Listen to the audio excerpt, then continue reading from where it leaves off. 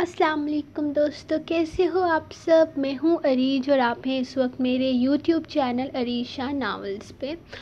तो सबसे पहले तो माजरत कि अजीज़ का हासिल हो की किस्त मैंने सच्ची बताऊँ तो रिकॉर्ड की थी 14th एपिसोड, लेकिन काफ़ी छोटी सी एपिसोड थी ना, तो वो मेरे ख्याल में पता नहीं 6 मिनट्स बने या 7 मिनट बने। तो मैंने कहा इतनी छोटी सी मतलब 20-25 मिनट की तो पोस्ट करूँ ना, थोड़ी ज़्यादा 3-4 एपिसोड इकट्ठी पोस्ट कर दूँ तो वो बेटर रहेगा, इसीलिए मैंने उसको पोस्ट ही नहीं किया क्योंकि बहुत छोटी सी थी ना, तो फिर मैंने उसको नहीं पोस्ट किया। उसको मैं कल पोस्ट करूँगी या फिर शायद परसों पोस्ट करूँगी। तो आज हम रीड करने जा रहे हैं नावल जुनूनियत की किस्त नंबर 34। तो चलिए स्टार्ट करते हैं। जुनूनियत किस्त नंबर 34, तहरीर अरीज शाह। कहाँ जाने की तैयारी है बॉस, आज तो बड़े चमक रहे हो। सयाम ने इसे शीशे के सामने खड़े होकर अपनी तैयारी को देखते पाकर पूछा। हाँ, मैं शादी में जा रहा हूँ। वो मुस्कुरा कर खुद पर परफ्यूम स्प्रे करने लगा। शादी पे? किसकी शादी पे? वो हैरान होकर इसके सामने ही आकर रुक गया। हरम के भाई की शादी है। सोचा अपने ससुराल वालों को अपनी शक्ल दिखा के आता हूँ। वो आंख दबाकर मुस्कुराया था।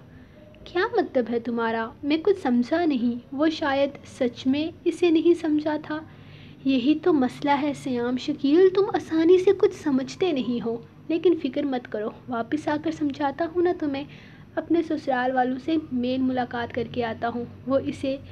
वो इसका कंधा थपथपाता दिलकशी से मुस्कुराते हुए कमरे से निकल गया था, जबकि सयाम को समझ नहीं आ रहा था कि आखिर वो क्या करने गया है। किससे मिलवाने वाले हो ये भी बता दो। दादा जान को इसने सुबह ही बता दिया था कि आज इस महफिल में कोई आने वाला है जिससे वो इनकी मुलाकात करवाने का सोच रहा है, लेकिन वो किसके बारे में बात कर रहा था ये बात वो नहीं जानते थे। वो 1000 बार पूछ चुके थे, लेकिन इसने इन्हें कुछ भी नहीं बताया था, जिसकी वजह से इनका तजस्सुस मज़ीद बढ़ गया था। पता नहीं, मैं खुद भी नहीं जानता। इसे बस इतना पता चला है कि हरम का टीचर है, और इसके अलावा आप मुझसे कुछ मत पूछिएगा।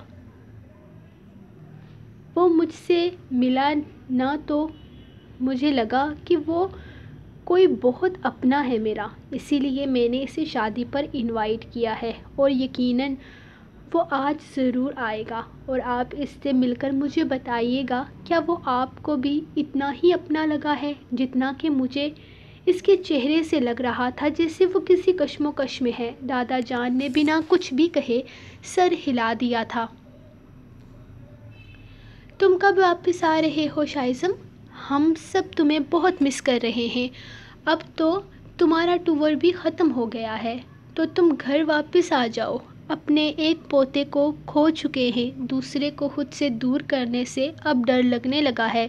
दादा जान के लहजे में मायूसी थी। यकीनन वो पाकर के चले जाने से बहुत दुखी थे। आ जाऊंगा दादा जान, मुझे ठीक से इंजॉय तो करने दीजिए। और वैसे भी जब मैं घर आता हूँ तो आप लोगों की बिज़नेस की गर्दान शुरू हो जाती है, और मुझे नहीं गुजारनी कोई बोरिंग किस्म की लाइफ। आप मुझे बताएं, भाई और भाभी की वापसी कब होगी? क्या वो हो गई है क्या? वो टॉपिक बदलते हुए बोला। वो तुम्हारी भाभी नहीं है। सुना तुमने? एक तो जरियाम का दिमाग ख़राब हो गया है, जो इसे इस लड़की में अपनी बीवी नज़र आ रही है, जबकि हम इससे बहुत पहले ही इस चीज़ के बारे में बता चुके हैं कि वो लड़की सिर्फ़ एक वनी है, और जिसे इसका भाई हमें मिल जाएगा हम इसे इस घर से धक्के मारकर बाहर निकाल देंगे। दादा जान के लहजे में नफ़रत ही नफ़रत थी। दादा जान, वो आपके लिए कुछ भी ना हो। आप ये सोचें कि वो भाई के लिए क्या है। अगर भाई को वो लड़की पसंद है और वो इसके साथ अपनी ज़िंदगी गुजारना चाहते हैं तो इसमें कुछ गलत तो नहीं है ना? गलत नहीं है? तुम्हारा दिमाग ख़राब तो नहीं हो गया शाइस? वो एक वनी है और तुम चाहते हो कि हमारा पोता हमारे ख़ानदान का खून इसके साथ ज़िंदगी गुजारे? ऐसा कभी नहीं होगा। वो लड़की कभी हमारे पोते की बीवी नहीं बन सकती। दादा जान गुस्से से घुराए थे। अच्छा, تو اگر وہ لڑکی آپ کے پوتے کی بیوی نہیں بن سکتی تو کیوں آپ نے اس لڑکی کا نکاح کروایا بھائی سے؟ کیوں ونی کے نام پر اس لڑکی کی زندگی اجیرن کر دی؟ آپ لوگوں کو اس لڑکی سے کوئی تعلق رکھنا ہی نہیں تھا، کوئی رشتہ بنانا ہی نہیں تھا، تو کیوں اسے بھائی کے کمرے میں بھیج دیا؟ اگر وہ کل کو آپ کے خاندان کی نسل کو آگے بڑھانے کا ذریعہ بن گئی تو کیا کریں گے آپ؟ بس خاموش ہو جاؤ شائز۔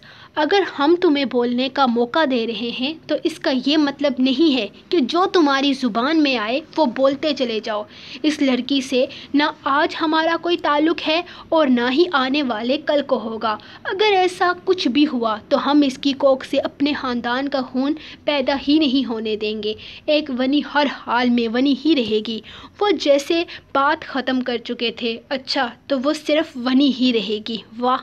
آپ کو پتہ ہے دادا جان، مجھے لگتا تھا کہ آپ میں اور سید قربان کاظمی میں زمین آسمان کا فرق ہے، لیکن آج مجھے اس مقام پر کھڑے نظر آ رہے ہیں جہاں کبھی وہ کھڑا تھا۔ اس کے پاس اپنے خون کو قبول نہ کرنے کی بہت بڑی وجہ تھی، لیکن آپ کے پاس نہیں ہے۔ اس نے تو اپنے دین سے باہر کی عورت کے باطن سے اپنے خون کو قبول نہیں کیا تھا، لیکن آپ تو اپنے ہی دین میں خاموش گستاخ! تم ہمارا مقابلہ اس نامردود سے کر رہے ہو؟ تم اس میں اور اپنے دادا میں کوئی فرق نظر نہیں آ رہا؟ وہ بے حد غصے سے گرجے تھے، آپ کے چلانے سے یا پھر غصہ ہونے سے۔ میری بات بدلے گی نہیں دادا جان، میں بھی آپ ہی کا خون ہوں، غلط بیانی برداشت نہیں ہوتی مجھ سے، اپنے کہے سے مکر نہیں سکتا۔ مجھے کوئی فرق نظر نہیں آ رہا آپ میں اور اس میں، آپ دونوں ایک جیسے ہیں اور مجھے اس بات کا افسوس ساری زندگی رہے گا۔ وہ کہہ کر فون بند کر چکا تھا، جبکہ دادا جان کتنی ہی دیر غصے سے فون کو گھورتے رہے تھے۔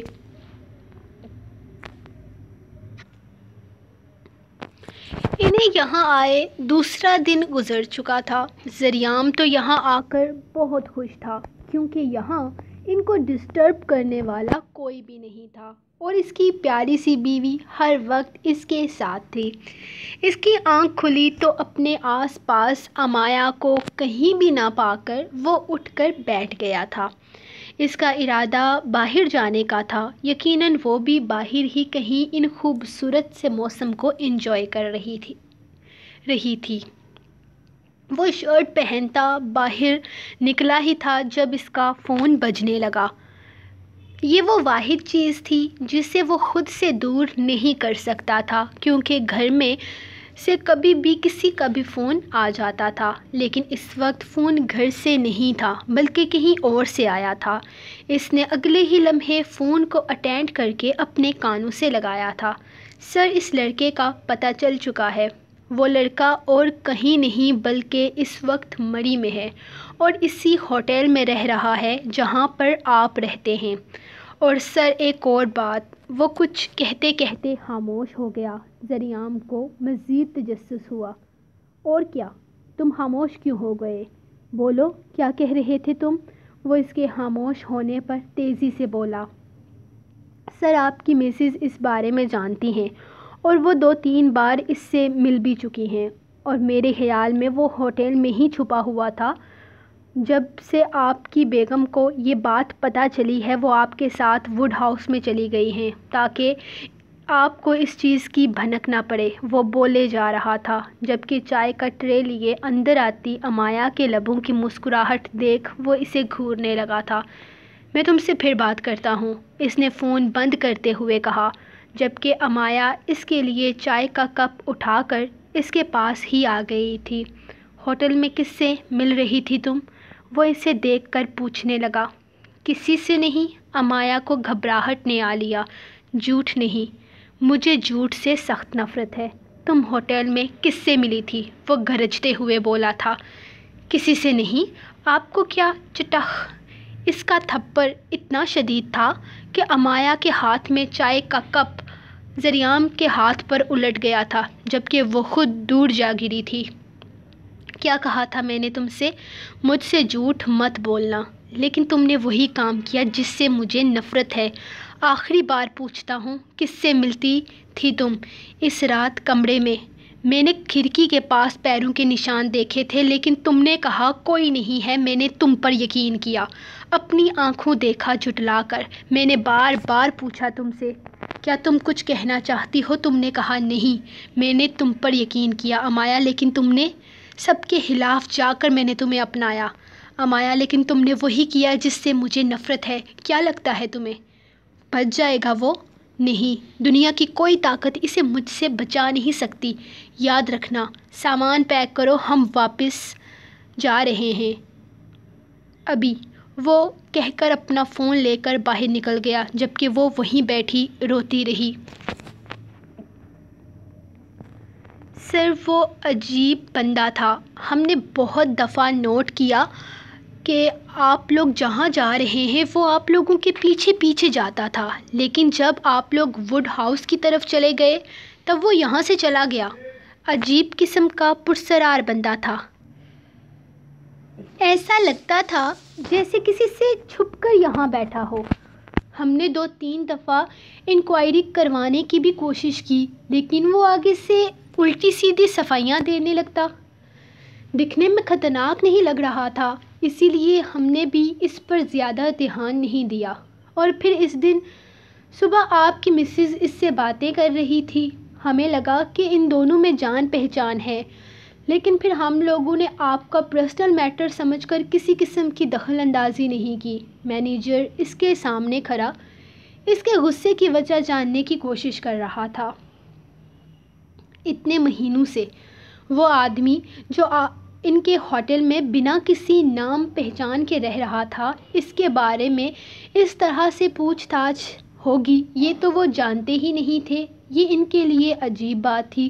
وہ تو اپنے ہوٹل کی ریسیپشنسٹ ریپوٹیشن بچانے کے لیے کسی طرح کا کوئی ہنگامہ نہیں کرنا چاہتے تھے۔ کوئی انجان پرسرار آدمی تم لوگوں کے ہوٹل میں آ کر رہے گا تو کیا تم لوگ اس سے کچھ بھی پوچھے بنا اسے یہاں رکھ لو گے؟ وہ غصے سے پاگل ہو رہا تھا۔ جانتے ہو وہ کون ہے؟ وہ ایک خطرناک مجرم تھا، ایک قتل کر کے بھاگا ہوا تھا۔ قتل کر کے بھاگا ہوا 2 مہینوں سے اس کی تلاش کی جا رہی ہے اور وہ کہیں سے نہیں مل رہا، کیونکہ وہ یہاں تم لوگوں کے ہوٹل میں چھپ کر بیٹھا ہوا تھا۔ چھوڑوں گا نہیں میں تم سب کو، دیکھ لوں گا۔ دیکھنا میں کیا کرتا ہوں۔ جانے کس کا غصہ وہ کس پر نکال رہا تھا، لیکن وہ لوگ دھمکیوں سے واقعی ڈر گئے تھے، جبکہ خوف کے مارے امایا اس کا سرخ ہاتھ دیکھ رہی تھی جو گرم چائے گرنے کی وجہ سے بری طرح سے جھلس چکا تھا، لیکن اسے اپنی پرواہ ہی کہاں تھی۔ میں تو کہتی ہوں کہ تمہیں ضرورت کیا تھی اتنا بھاری لہنگا بنوانے کی؟ یار دلہن تم نہیں، تمہاری کزن ہے۔ وہ اسے دونوں طرف سے تھامے اسے چلنے میں مدد کر رہی تھی۔ اس نے تو اپنی دوستوں کے سامنے صاف صاف بتا دیا تھا اس لہنگے میں چلنا اس کے بس سے باہر ہے، لیکن اب سوچ رہی تھی کہ کاش ایک بار ٹرائی ہی کر لیتی، کاش وہ ایک بار دیکھ ہی لیتی کہ کیا وہ اس لہنگے میں آسانی سے چل پائے گی۔ خیر اب کیا ہو سکتا تھا۔ دیکھو تم لوگ پورے فنکشن میں بالکل میرے ساتھ ساتھ رہنا۔ اگر کسی کو کانوں کان خبر ہوئی نا کہ مجھے اس بھاری لہنگے میں چلنا نہیں آ رہا تو تم دونوں کی خیر نہیں۔ حرم آہستہ آہستہ قدم اٹھاتی ان کے ساتھ ہی باہر آئی تھی، جبکہ نازمین اور میشا دونوں اس کے دائیں بائیں سے لہنگے کو تھامے ہوئے تھی۔ ارے یار ہم نے کہاں جانا ہے، تمہارے ساتھ ہی رہنا ہے، بے فکر رہو، ہم تمہیں بالکل نہیں گرنے دیں گی، دونوں نے مسکراتے ہوئے کہا تھا، جبکہ وہ آہستہ آہستہ چلتی سیڑھیوں کے پاس پہنچی۔ احتیاط سے قدم اٹھانا، یہ نہ ہو کہ گر جاؤ، وہ ایک بار پھر سے اسے سمجھا رہی تھی۔ دونوں کا دھیان اس کے لہنگے پر تھا، جبکہ وہ خود بھی اپنے لہنگے والے فیصلے پر پچھتاتی قدم اٹھا ہی رہی تھی جب لہنگے کا کامدار حصہ اس کے ہاتھ سے چھوٹ گیا اور اس کے ساتھ ہی وہ خود بھی سیڑھیوں سے نیچے گری۔ لیکن اس کی قسمت اچھی تھی یا پھر سامنے والے کی ٹائمنگ پرفیکٹ تھی، وہ اس کی باہوں میں جھول گئی۔ یا الہی، شکر ہے اللہ کا، وہ دونوں ایک آواز میں بولی تھی، جبکہ یشام یہ سمجھنے کی کوشش کر رہا تھا اس کا لہنگا زیادہ بھاری ہے یا وہ خود۔ اس کا ہاتھ اس کی کمر میں کافی سختی سے حائل تھا۔ اگر وہ ذرا سا بھی اپنے ہاتھ کو ڈھیلا چھوڑ دیتا تو وہ نیچے گر جاتی۔ اس نے بڑی ہی احتیاط سے اس کی نازک سے وجود کو سیدھا کیا تھا، حالانکہ اس وقت اس کے دل کی دھڑکنیں کافی تیز ہو گئی تھی۔ شاید سامنے والی کی قربت کا اثر تھا۔ آپ ٹھیک ہیں حرم؟ وہ اسے دیکھ کر پوچھنے لگا، جبکہ وہ اپنے سینے پہ ہاتھ رکھے ہاں میں سر ہلا کر اسے مطمئن کر رہی تھی۔ شکر ہے، اور احتیاط سے چلیں، جس طرح سے آپ چل رہی ہیں نا، ایک دو ہڈیاں تو تروا ہی لیں گی، اور میں بندہ پریکٹیکل قسم کا ہوں، ٹوٹی پھوٹی لڑکی کے ساتھ میرا گزارا نہیں۔ دوسرا جملہ اس نے کافی کم آواز میں بولا تھا، جبکہ حرم اسے گھورنے لگی تھی۔ میرا مطلب ہے مشکل ہو جائے گی آپ کے لیے اگر کوئی ہڈی ٹوٹ گئی تو۔ خیر یہ بتائیں کہ آپ کے بھائی کس طرف ہیں؟ انہوں نے مجھے بلایا تھا۔ آپ نے تو انوائٹ کرنے کی ضرورت محسوس نہیں کی ہوگی۔ اس نے مسکراتے ہوئے میٹھا سا طنز کیا تھا۔ آپ نے بتایا ہی نہیں کہ آپ آنا چاہتے ہیں، وہ اپنی غلطی پر پردہ ڈالتے ہوئے اس پریشانی سے بولی تھی۔ شادی پہ انوائٹ ہونے والے لوگوں کو کیا پہلے بتانا پڑتا ہے کہ وہ شادی پر آنا چاہتے ہیں یا نہیں؟ سوری، مجھے یہ نہیں پتا تھا، آئندہ خیال رکھوں گا۔ وہ مسکرا کر آگے بڑھ گیا، جبکہ حرم ان دونوں کی گھوڑیاں دیکھ رہی تھی۔ شاید اس نے پھر کوئی بیوقوفی والی بات کی تھی۔ پتہ نہیں یشام کس طرف نکل آیا تھا۔ راہداری بالکل خالی تھی۔ اس کا ارادہ تو خداش سے مل کر واپس جانے کا تھا، لیکن وہ اس سے ملا ہی نہیں۔ وہ باہر کا راستہ ڈھونڈ رہا تھا جب اسے ایک بھاری آواز سنائی دی۔ اس کے لبوں پر شیطانی مسکراہٹ در آئی تھی۔ وہ آگے جانے کا ارادہ کینسل کرتے ہوئے اسی کمرے کی طرف چلا گیا تھا جہاں سے اسے یہ آواز سنائی دے رہی تھی۔ وہ خود بھی اپنے ہاتھ میں چشمہ پکڑے جلد بازی میں کمرے سے نکل رہے تھے، جبکہ فون اب تک ان کے کان سے لگا ہوا تھا۔ فون رکھتے ہوئے وہ سامنے کی طرف دیکھنے لگے جب کوئی ان کو اپنی طرف چلتے ہوئے نظر آیا۔ اس کی چال ان کے لیے کافی جانی پہچانی تھی، لیکن حیران کن بھی تھی۔ وہ اپنی اینک صاف کرتے ہوئے اپنی دھندلائی آنکھوں سے سامنے آنے والے شخص کو دیکھنے لگے، لیکن پیروں سے شروع ہونے والا نظروں کا یہ سفر اختتام ہوتے ہوتے جیسے ان کی دنیا ہلا گیا تھا۔ وہ چہرے پر پراسرار مسکراہٹ لیے ان کو دیکھ رہا تھا، اور اس کا چہرہ دیکھ انہیں لگا جیسے ان کا دل بند ہو جائے گا۔ قربان کاظمی، کیسے ہیں آپ؟ پہچانا مجھے؟ ارے آپ کیسے پہچانیں گے مجھے؟ میں تو آپ کے لیے انجان ہوں نا۔ اتنا بھی آسان نہیں ہو سکتا کسی انجان کو پہچاننا، لیکن یہ شکل، اس نے تو آپ کو کچھ یاد کروا دیا ہوگا، یا کچھ یاد آیا؟ میرا نام نہیں پوچھیں گے؟ خیر میں خود ہی بتا دیتا ہوں، وہی ہوں میں جس سے اس کا نام، اس کی پہچان چھین لی تھی آپ نے۔ سید یشام احمر کاظمی، سن آف سید احمر قربان کاظمی۔ مجھ سے مل کر کیسا لگا دادا جان؟ وہ انہیں وہی دیکھتے ہوئے چہرے پر مسکراہٹ لیے کسی سرپرائز کی طرح ان کے سامنے کھڑا تھا، جبکہ دادا جان اگلے ہی لمحے اپنا ہاتھ اپنے بائیں سائیڈ پر رکھ چکے تھے۔ ان کا دل بند ہونے لگا تھا۔ انہیں لگ رہا تھا جیسے زمین آسمان سے جا ملی ہو۔ ان کی دھڑکنیں ان کا ساتھ چھوڑ رہی تھی۔ وہ اپنے دونوں ہاتھوں سے اپنے دل کے مقام کو تھامے زمین پر بیٹھتے چلے گئے، جبکہ وہ بنا حیران ہوئے اپنی مسکراہٹ کو خود سے دور کیے بنا انہیں دیکھ رہا تھا، جیسے ان کی سانسیں ختم ہونے کا انتظار کر رہا ہو۔ وہ زمین پر بری طرح تڑپ رہے تھے، جبکہ وہ ان کے پاس ہی بیٹھ گیا۔